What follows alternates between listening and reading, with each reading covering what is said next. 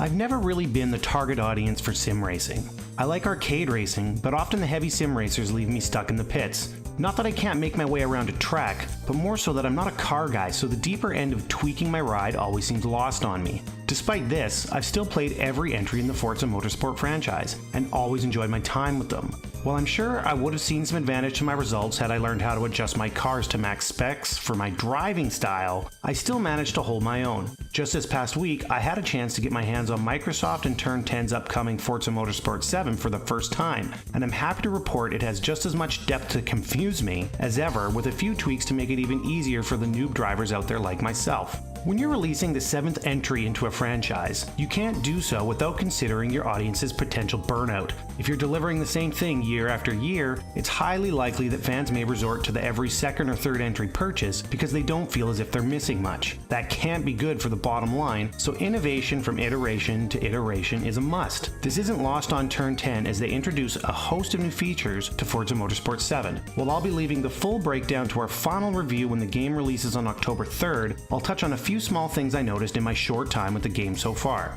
First and foremost, it can't be undersold how good the game looks running in 4K with HDR on an Xbox One X. Microsoft knows they have their work cut out for them convincing gamers to pick up a $500 premium console. They likely also know that they really need to focus on great exclusives to make that happen. It's not news to gaming fans that MS has been pulling up the rear in that department this year either, but if there was ever a game to highlight what's possible in 4K gaming, then Forza 7 is a good place to start. Stitching from your dashboard reflecting off the windshield in the glaring sun, light bouncing off puddles as you race through the rain in the darkness, sand blowing across the track in the stifling deserts of Dubai. I could go on, but the too long didn't read version is that the game is simply stunning in action. For those of you who are less ability inclined, which is a nice way to say you suck at driving,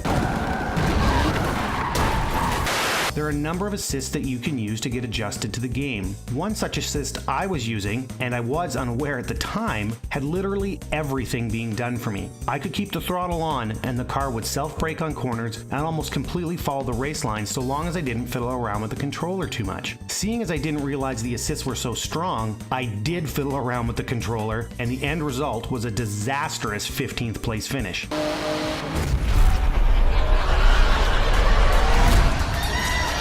Once those assists were removed, I fared much better, but knowing that I could hand the controller to my kid, who desperately wants to play the big kid games like his dad, is a welcome addition. Other assists, like traction control that treats every surface as if it's the same, allow people who cut corners crazy tight like me to race the way they feel most comfortable with. While this all might sound like heresy to the hardcore sim racer, it's smart of Turn 10 to open the Forza series to even the most novice of players who could be playing the series for the very first time. The key takeaway here, of course, is that it looks as if Forza Motorsport 7 offers the widest range of tweaking from beginners to veterans ever, making the series more accessible than we've seen so far. Another focus has been made on incorporating light RPG-style progression into the game, such as collecting outfits and helmets for your racer. Dubbed driver gear, you can collect and unlock hundreds upon hundreds of options to make your racer as unique as you are.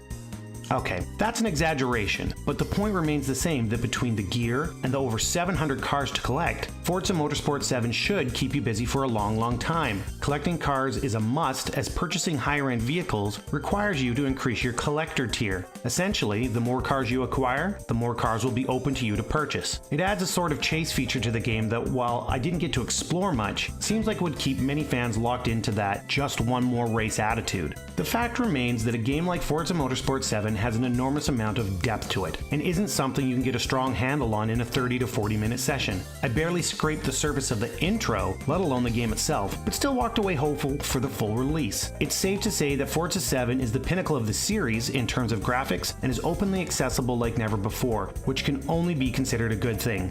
Keep an eye out for our final review of the game when it releases, very likely covered by one of our team members far better versed in racing sims than I. As always, drop a like, a comment, subscribe, and keep it locked to COGconnected on YouTube and on the website for anything and everything in video games.